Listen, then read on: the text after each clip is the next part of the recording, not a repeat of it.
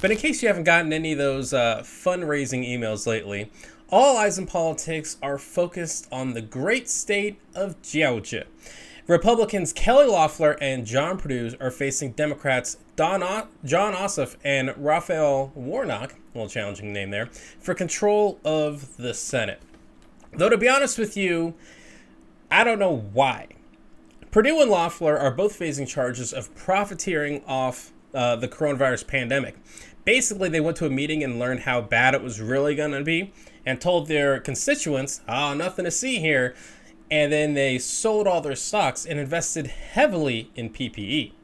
Sounds a little fishy, right? Now, it seems like the only negatives that Ossoff and Warnock have are that they're Democrats. But apparently, that's very problematic. It's like people in Georgia are like, I hate them corrupt politicians, lying politicians, but no way I'm voting for them Democrats.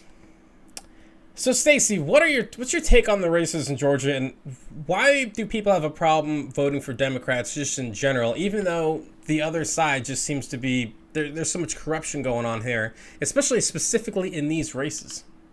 So keep in mind that historically, Georgia has been a red state.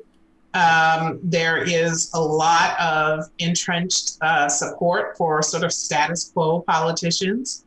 Politicians who are going to support this kind of patriarchal view of society where politicians should be largely white male Republicans.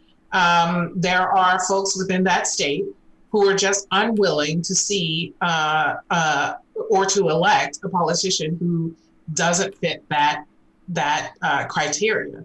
I think we're starting to see that change in Georgia with full participation of the citizens of Georgia in all elections. And that's critical. It's not just presidential elections. People have to understand that every single election, including at the local level, has an impact on your life, and get engaged and stay engaged.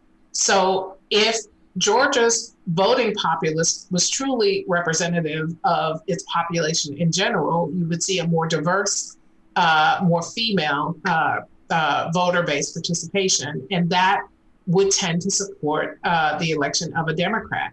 But it all hinges on voter turnout. If those folks don't show out and don't vote as they did in this past presidential election, then the corrupt politicians will go back to Capitol Hill.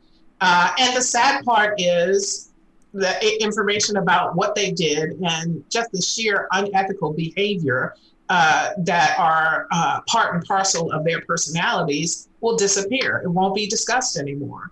And in my view, political corruption needs to be brought up every single day that these senators are seated on Capitol Hill if they do indeed get reelected. Yep, absolutely. I mean, and it literally, it's just one of the craziest things to me that they are, I mean, it's their defense for this isn't that it was wrong. Their defense is that, them profiting off the pandemic, it wasn't illegal. So yeah.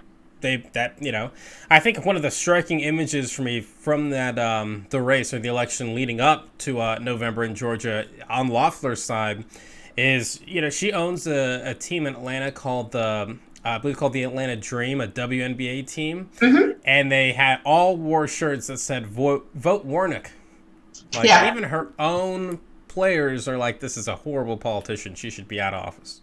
Yeah, I mean, people aren't unaware of some of the misdeeds of these politicians, but there's this belief that if you are part of my tribe and part of my family's tribe, part of my group, if you will, then I'm going to stick with you. It's party over country or party over state, and it shouldn't be that way.